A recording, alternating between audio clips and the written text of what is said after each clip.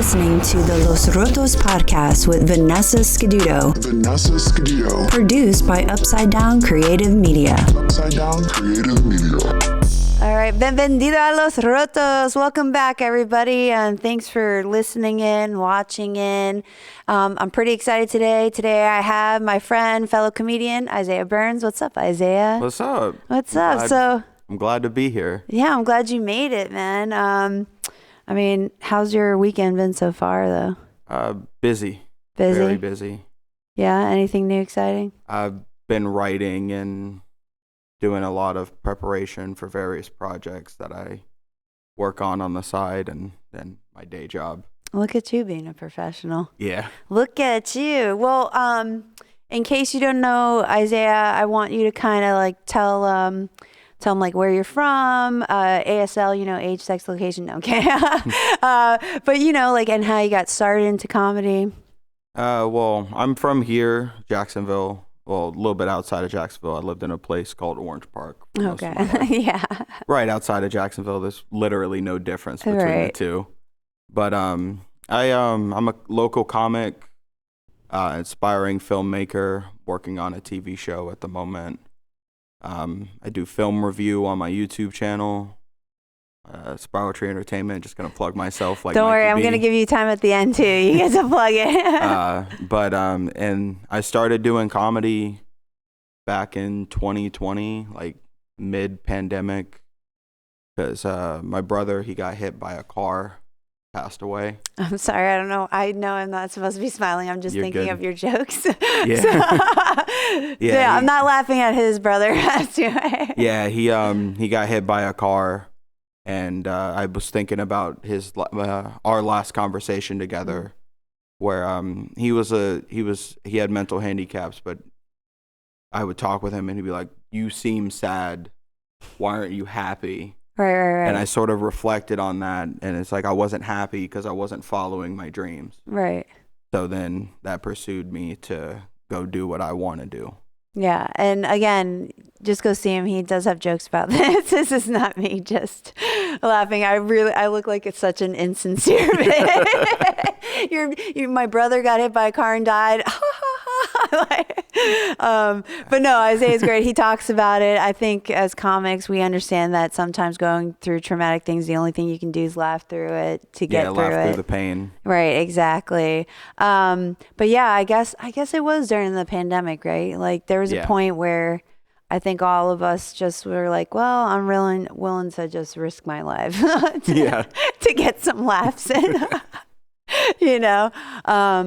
But like, I know you have a supportive partner, your wife, so you're lucky. You have, because I know she'll come out when she can or whatever. Oh yeah, and she's very trusting of me. She's super bubbly too. Yeah, actually, she's great. Like she's super calm, but like a very personable. Yeah, she doesn't get upset when I'm like out late and whatnot. She's very lucky. She doesn't have to worry about like, oh, is my significant other gonna go try to do this with this random girl at a bar or that.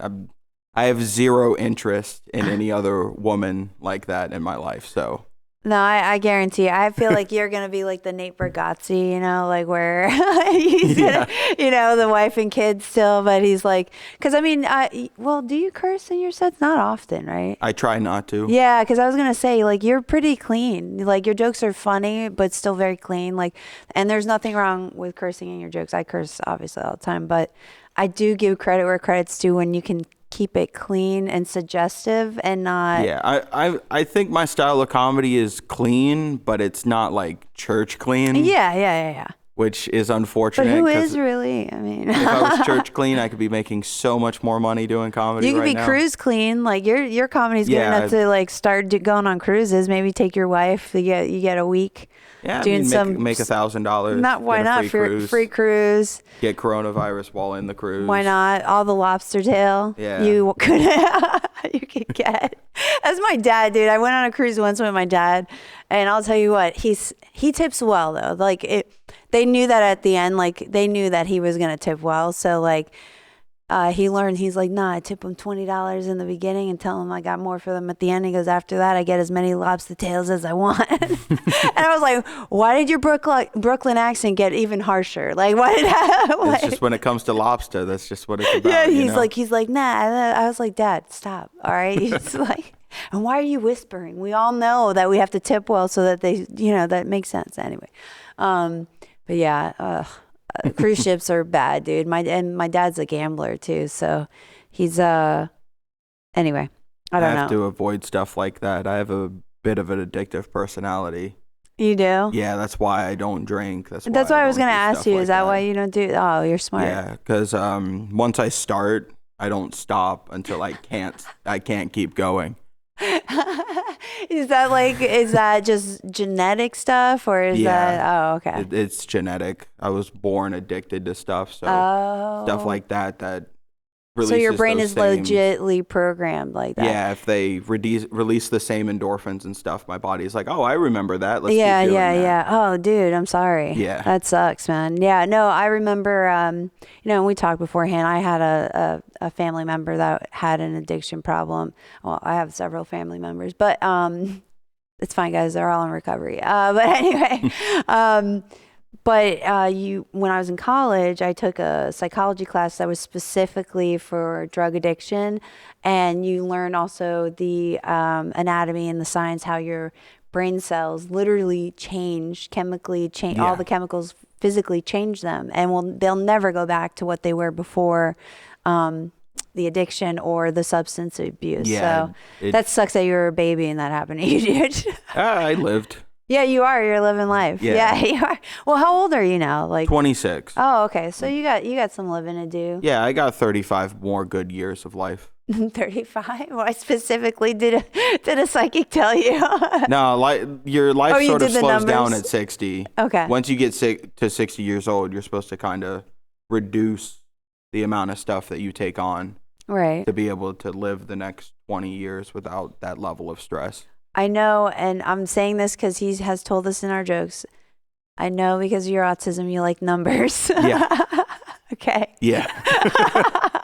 So did you calculate like at what point that you? No, it's just like okay. When you retire in the United States, your goal is to retire at 65. Okay. So you're supposed to be able to slow down to get to retirement at around 60. So your body enjoy the rest of your life. Have you seen Americans? Yeah. I just think of even myself. Like I think of myself like literally I'm going to be 40 in a few weeks, and then I see also like my peers that I grew up with who are also possibly 40, maybe a couple of years older or younger. And, we all come in different stages. I will say there are some that I knew partied the fuck out of themselves and still look great. I do think genetics and I think diet too plays a big role in it. Oh, most definitely. So, and I also think diet in the sense of when you're little plays a big role when you become an adult, because I do notice my friends who didn't have that nutritional part when they were little, it made it much tougher for them when they got older. Habits build. Mm-hmm. And I have a joke about how habits build, and they sort of bring into what you're going to be in the future. And it only takes 30 days to build a habit, but it can take years to get rid of one. Right. So yeah, I mean, we're not at an AA meeting if that's what that felt like. Oh no, I came in with the mindset that I'm going to have the saddest episode of Low Sources podcast. Yeah, no, you won't. No, what I mean though is like I think the nutritional aspect though of healthy food helps your body grow better, function better. Oh, very much so. You know what I'm saying? So yeah, habits for sure. That's another environmental besides like nurturing aspect. Yeah.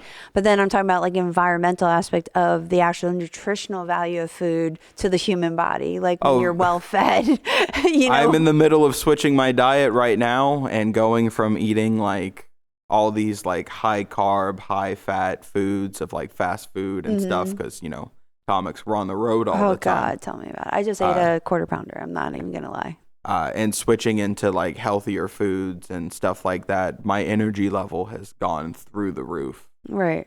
Well, it will, right? I mean, Like I was not healthy during the pandemic, stress, whatever. I was losing all this weight. They did a battering of tests and they found out like I was low in all these nutritional aspects, especially vitamin D and all this stuff. And immediately the moment they started giving me these medical grade vitamin supplements because they're like, you may die. Like, and they're like, this could be also why you want to kill yourself. Like, because it causes depression. Oh yeah, it causes all sorts of mental problems. Right. And I was having liver enzymes show up in my blood. Like they were kind of scared. Like they didn't know what was happening. And then the moment I started taking just the vitamins, immediately I felt much better. But I have autoimmune issues too. So all that plays a factor. But yeah, I definitely think, that's a building block that if you didn't get as a child, you're kind of missing out as an adult. You are, and it's going to be a little harder for you because you're trying to reverse all this shit that happened to you that should have never happened to you, you know? So, and then who knows? So I'm assuming if that part wasn't in your life, you probably had a lack of emotional health in your life as well. I mean, as a kid, I'm very lucky that I was only in foster care for about a year or so before my grandma took me in. Oh, okay. But I did have to go back into foster care because she had to go into surgery. Oh. But then that was rough. I was in like a group home for a year. I'm surprised you don't have tattoos. You don't. I'm surprised you're not carrying right now. I didn't like the group home when I was 12, so I chose to just live on the streets for a year instead of staying in the group home. Was it like super dangerous in the group home though? I mean, like, was it uncomfortably like? I don't deal well around strangers. But did they know you were autistic then? No. Oh, okay. So like you weren't diagnosed. I did go to a psychologist when I was a kid, and they realized I have bipolar disorder and I'm mildly schizophrenic. But they didn't realize I was autistic until high school. I gotta put that down. We're gonna go back to that mildly schizophrenic. Yeah. Only because I'm curious about that, because like I think people experience things that they just don't talk about, and you probably just talk to somebody about it and then they diagnose. But that would be towards the end of the thing. But so I chose to I ran away from the group home a couple times. I was actively choosing to live on the street instead of being in the group home because I can't sleep around people I don't know. Right. Like, I don't blame you. It sounds like something women feel a lot. On that, back then, I was on a medicine called Risperdal. Okay. And back then I suffered from a disease called gynecomastia. Okay. Which is a large male breast. Right. I had very, very bad case of it. So how old were you then? I had that from 13 till I could afford the surgery at 24. Oh, okay. Did they ever tell you that could have been from your nutrition and stuff? It was from the medicine because there was a class action lawsuit for it. Oh, that medicine. Okay, I see what you're saying. So that caused it. Oh, shit. Okay. Yeah, I had probably G-cup sized breasts. Damn, Isaiah, that must have hurt your back. Yeah, it hurt my back. I'm not even joking. No, it caused back problems. It caused high blood pressure. But now you have scarring then, too. I do have scarring. The case was so bad that the surgeon, my insurance wouldn't cover it because it wasn't medically necessary. So the surgeon was like, this surgery would normally cost about $6,000. Right. But this is the worst case of this I've ever seen. If you can pull up $2,000. Oh, that's really nice, which is the minimum amount needed to pay everyone in the room. Right. I will do this surgery for you because you need this. Yeah, he saw what you're going through. I couldn't imagine, dude.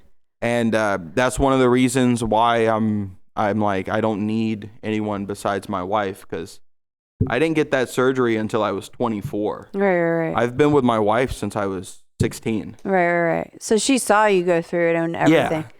Yeah. Oh, wow, man. So like I don't mess with people who can't stay with me through the low parts. Yeah, of course. For when I get to the successful parts, now you're here like, hey, what's up? Yeah. Can I hold $20? Like, no, you can't hold $20. Like, bro. Well, the problem is too, you be telling everybody how successful you're doing, which is great.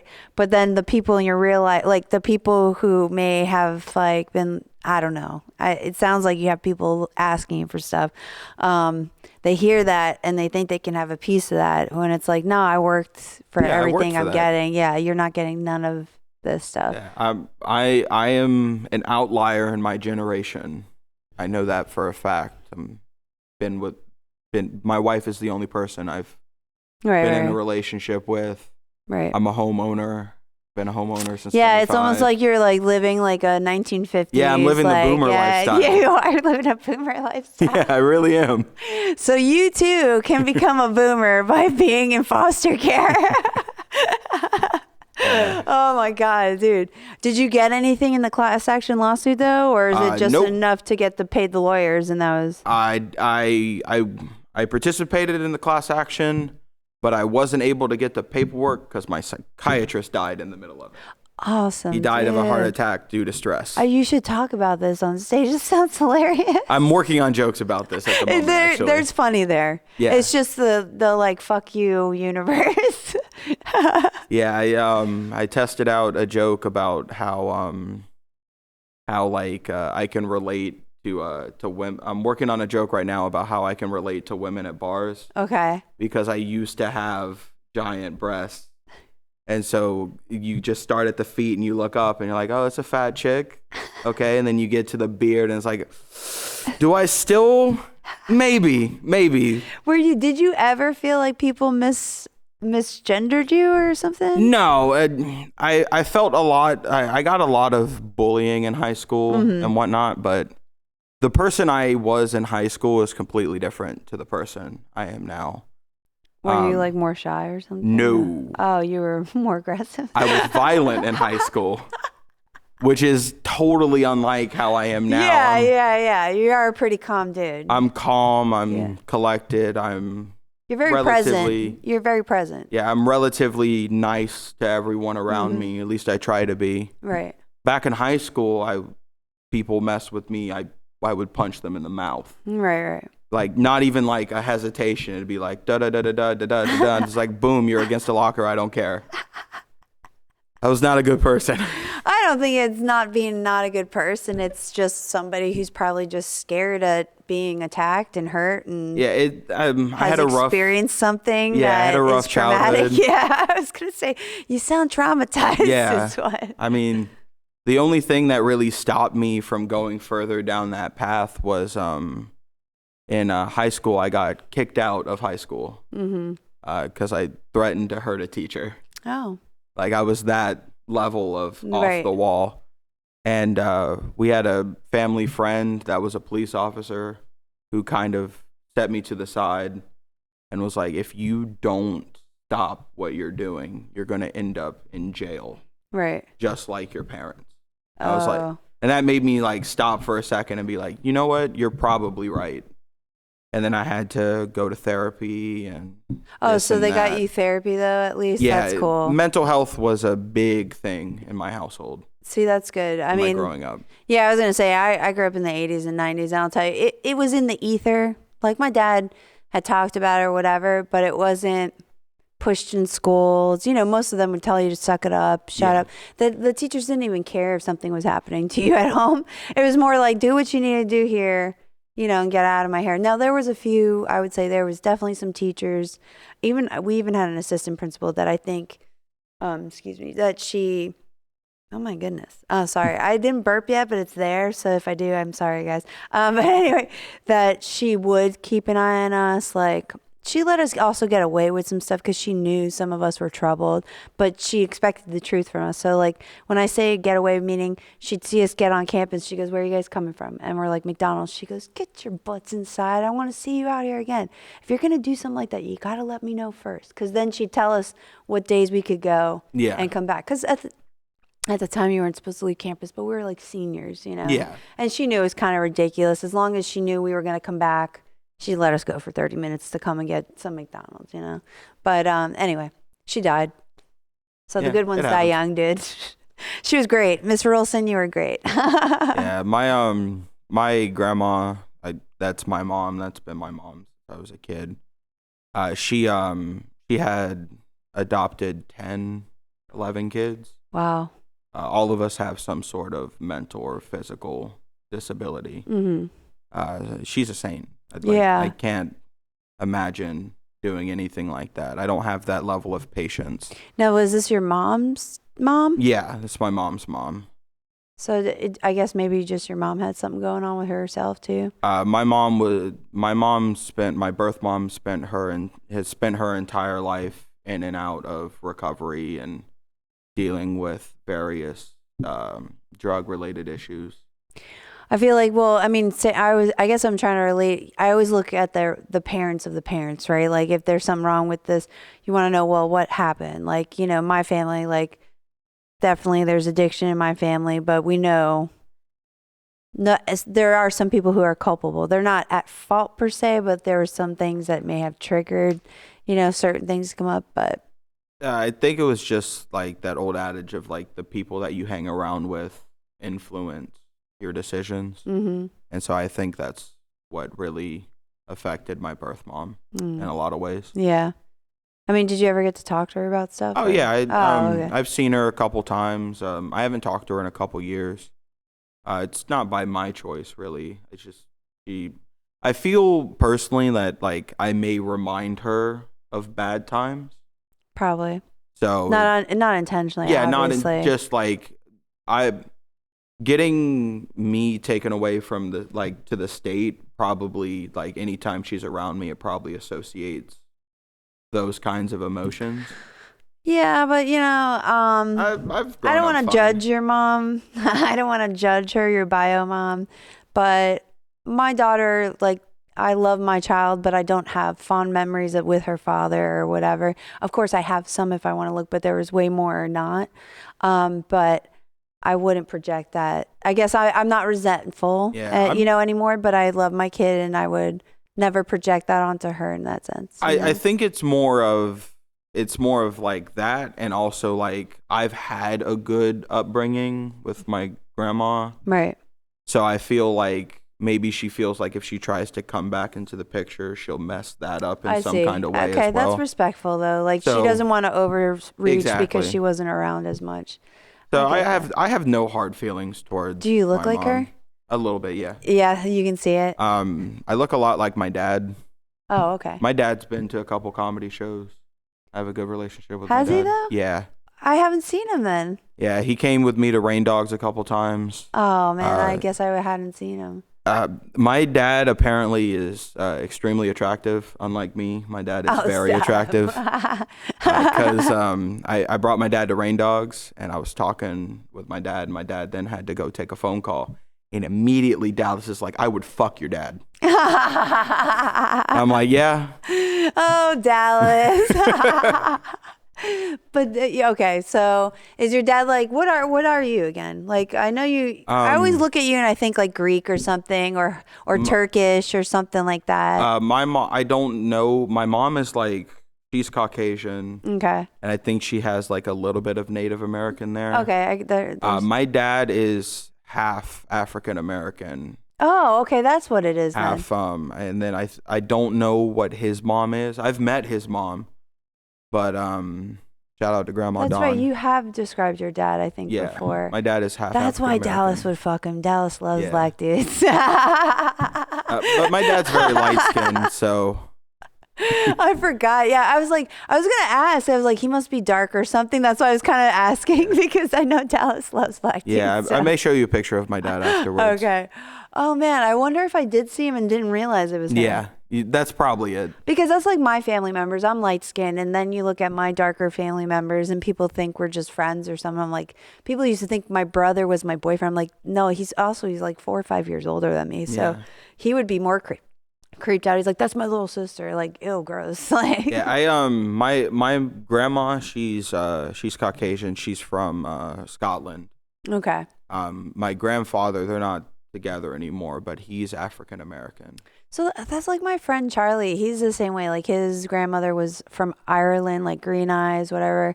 And then the other side was Black American, you know, like I don't even know if they can trace the roots because of slavery, you know. That's you gotta love slavery. So that's a joke. That's gonna be taken out of context. I know, that's a joke. I know. Jesus Christ. But anyway, but he has light green eyes, lighter skin, you know. And then, you know, the grandmother or whatever, she tried to deny that side, the black side. I was like, no, so we're all adopted, but I have African American siblings. I have Caucasian siblings. Yeah. I've always grown up with that mix. Unique household of diversity, culture. Yeah. So I feel I'm in a very unique position where I can relate to both sides of a coin, even though I'm not necessarily majorly involved in one of them because I have those associations with my family. Oh, no, I totally get that. I mean, like, I talk about it on stage. Like, I think, I don't know if you were there at Voussoir, but I did a joke where I was like, hey, this white privilege is only in public. You know, my mom beats me like any other brown child. You know what I mean? Like, because it is true. There's two different cultures. There is differences when you grow up differently, and you have to experience the world in how people view you in that difference. Anyway, but it is crappy. Let me make sure I'm not going over the time. Okay, we're good. We're actually good on time. This is the part where I always love asking the comics. Do you believe in paranormal stuff? And when I say paranormal, this includes not just ghosts. This includes aliens, demons, angels, like all of the stuff that maybe we could call a cult or, you know, something like that. I'm not very like paranormal focused. Like there's probably aliens. Okay. Like, statistically. Okay. With the whole Fermi paradox and things like that. Statistically, it's very unlikely that we're the only thing in such a vast amount of space. Right. Ghosts, on the other hand, I'm not 100% on that. My wife is very paranormal focused. I make fun of her for it all the time because I'm really not. I am spiritual though. I do like believe in like a god and right. Stuff like that. That's actually the reason why I don't have tattoos. Oh, okay. So you actually look at it like a temple kind of. Yeah, kind of. Like I believe that when your mind, body, and spirit are connected in all forms. Mm-hmm. So when you would move on, and let's say you may not believe there's an afterlife, but if there's an afterlife, you move on. Those tattoos will be on your spirit for the rest of your eternity. Mm-hmm. So anything that is permanently inked on your body will permanently be there afterwards. Where does that thought come from though? Like, is there a passage or something that you interpreted to feel that way, or?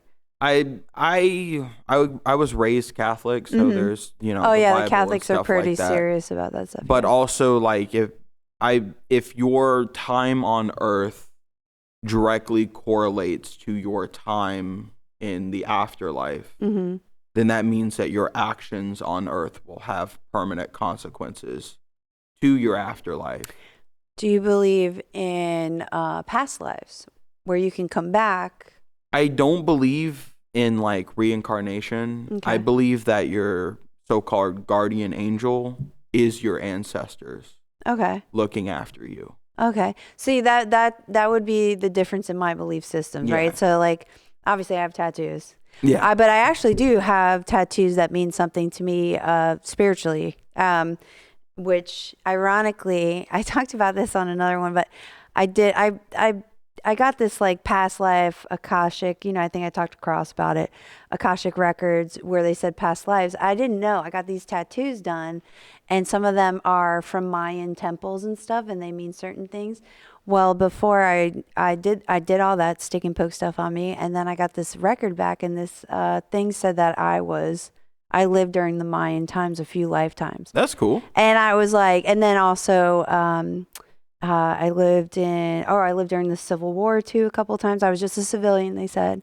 And then I was like, I also lived during like Roman and Egyptian times, which is funny because I have some Egyptian stuff too that I had no idea, but And then Hindu stuff too that I lived, and I have that too tattooed on me. That's what's up. So what I'm saying to you could be a coincidence, guys, but it's nothing like you'll find flash on a wall. You know, some people put henna crap and whatever. No, these are like things that I don't know why I was drawn to them. I researched them, made sure that what they stood for or what the sign I liked, but I would pick them and then I'd research what the symbol was. I couldn't explain it. And then I found out this past life record supposedly that this supposed psychic gave me. That's what's up. I don't know. That's weird though, right? That's a weird coincidence. So I never personally, I never sort of get into like, oh, your thing is wrong because my thing is right. I have to be right. No, it's just we all are trying to figure out our own meaning in this cosmic nonsense that we live in. Yeah, I mean, that's okay. So what this brings me back to though, okay, so you don't believe in ghosts, but you did mention mild schizophrenia. Yeah. So how do you know the difference? Like do you mind talking about that experience? Because I'm always curious because I have... Obviously, before we even started, guys, just so you know, I thought I saw somebody step out of the corner in the studio, but the doors were locked. So who was that? Anyways, our studio's haunted. But back to you. When I get really stressed, I hallucinate. Okay. So I will have like audible or visual hallucinations. Okay. I do sometimes suffer from audible hallucinations as well. That's why if you ever see me on stage, anyone out there, you see me doing comedy, you will always see me having a pair of over-the-head headphones. Yes. It's not because I'm trying to ignore everyone around me. It's if I start hearing stuff and I can't identify where it's coming from, I put them on so then I can sort of cancel out all the other sound. Smart. And if that sound keeps going... Then you know that I couldn't identify, then I know it's coming from you. It's coming from my own head. Right. But what's to say that you're not psychic and you don't know? Yeah, it's just not my, like, in my But has it beliefs. ever been anything dangerous or like nothing like weird? I mean, when I was more angry in my life, it would be things like, you know, so that's definitely from inside your head. Yeah. Sometimes if you see me like in the middle of a conversation with you people, you'll see eventually, I'll be in a conversation with someone and then I'll pull out my phone and put on a video and point it towards the ground, not at them, but at the ground. Mm-hmm. It's because there's a practice to identify hallucinations. Okay. And it's you'll see the hallucination, you'll point the camera at the hallucination. If it's actually there, it'll be on the camera. If it's not on the camera, then you can identify that that's in your head. Okay. I mean, that makes sense, though. Yeah. Honestly, that would make sense. I mean, I guess, what do people do without technology? You know what I mean? Like, how would you be able to tell back in the day whether something was going on? It's a lot harder. Right? Well, let me ask you something then, Lynn. Do you think... Okay, so I'm in this belief of that, and me and Jamar have talked about this. I don't know if we've publicly talked about this. So Jamar, I'm sorry if I'm spilling the beans here. But I have this theory that I think all comedians are autistic on some spectrum. I just talked with Crespo about that. Okay. So I think it's this thing we talk about. We just don't talk about it. Like, do you think that's accurate? Oh, the mental spectrum is massive. Right? I would say though. I personally believe that there's no person in the world that is normal. Yeah. There's no true definition of what normal is. Yeah. Everyone will have their own childhood traumas, their own things that have bugged them. The only thing that separates the normal from the unnormal is the sort of acceptance of that. I mean, because here's the thing. When I was growing up, there was no such thing. I mean, I'm sure there was autism, but it wasn't as talked about. It wasn't as acknowledged. And I think a lot of those people didn't have the same tools that people have now. So I think a lot of them are still high functioning or whatever you want to. If I'm saying something inappropriate, guys, this is old school thought, I guess. If it is, I'm sorry. I don't know the new school stuff, if there's new school, because I know things are always changing. Please don't jump on me for any of my, if I'm saying terminology wrong. But I do think there are levels of it. And, there is. And, but I always knew that even if it was somebody who I was aware was different, I always got along better with autistic people because I just thought they were very blunt, and I can be very blunt, but I knew where they stood.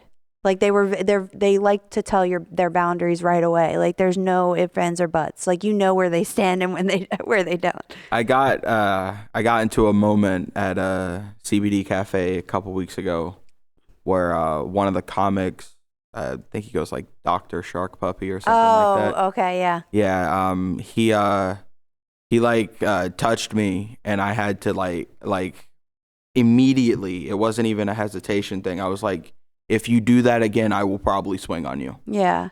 And he's a very touchy-feely guy. He's always been like that. I've known him a while, but he doesn't realize not everybody's comfortable with touch. But it's just one of those things where he was like, oh, it was like, and I have to always clarify, it's not an anger thing. It's just that will be the instinct. Yeah. I was at Tir na Nog, the Irish pub in Daytona.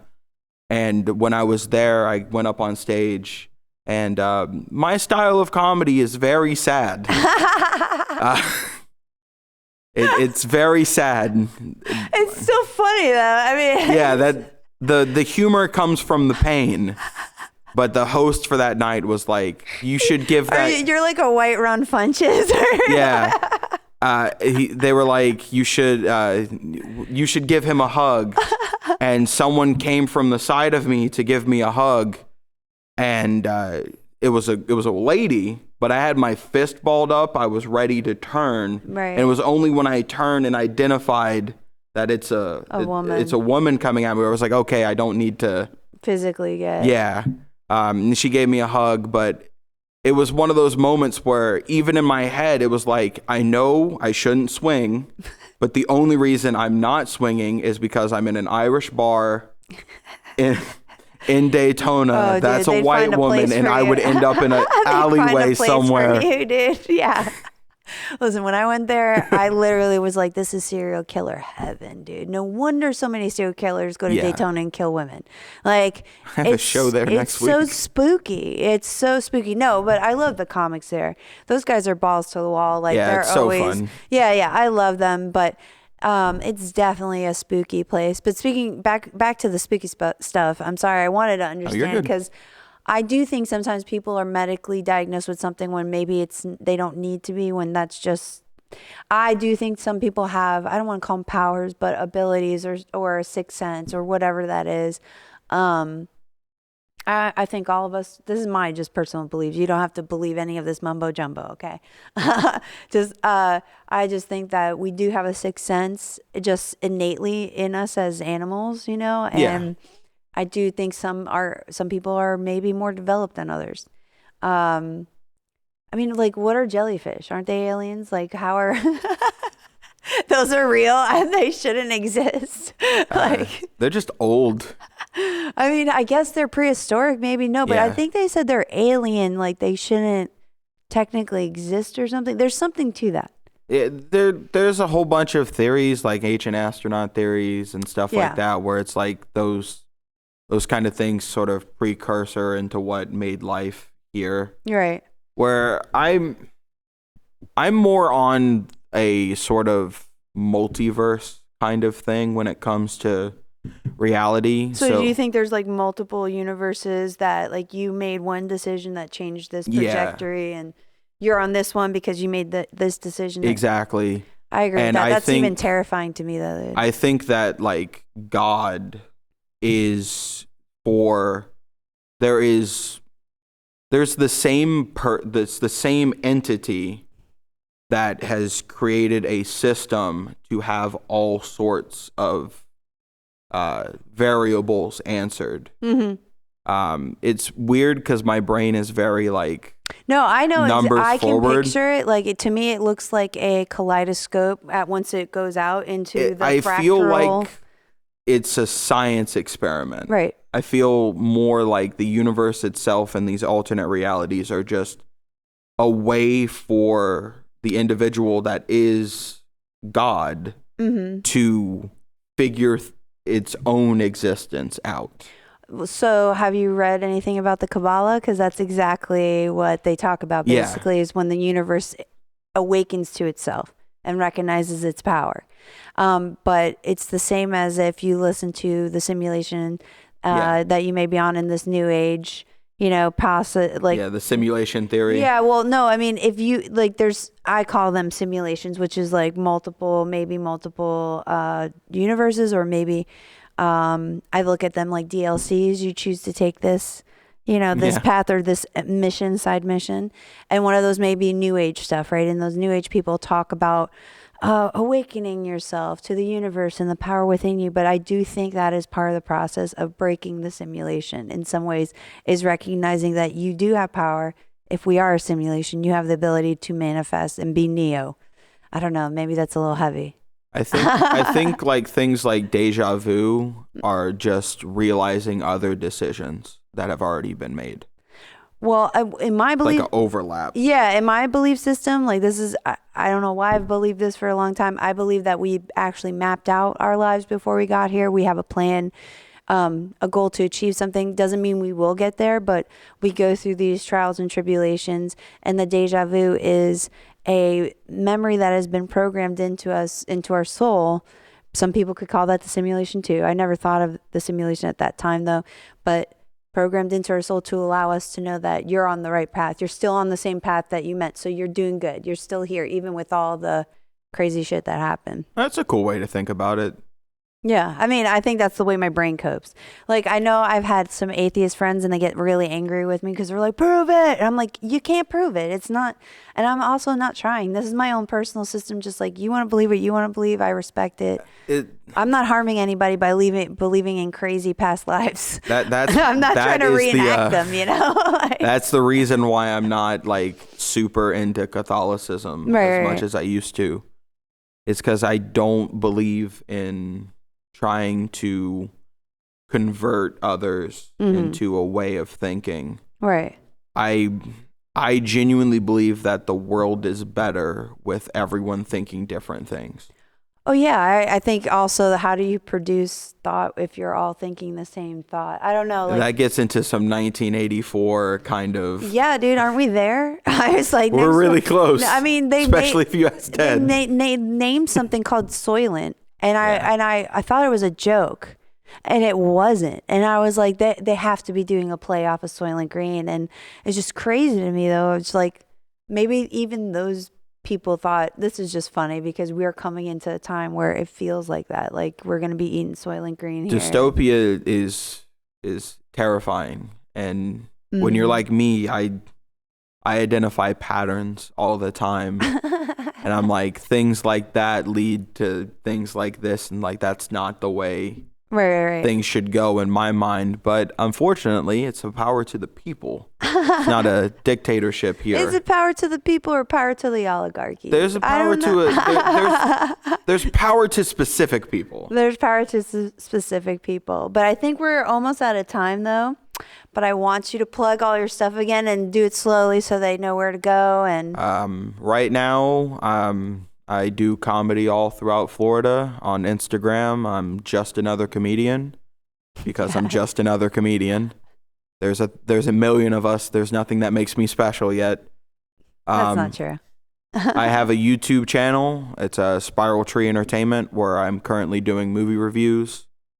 And we'll be eventually releasing film projects on there as well. And is it Spiral, Spiral? Yeah, Spiral. Tree, Tree, yeah. Okay, just want to make sure. Inspired by Yggdrasil.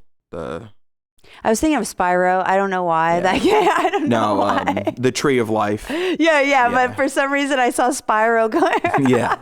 Don't ask me.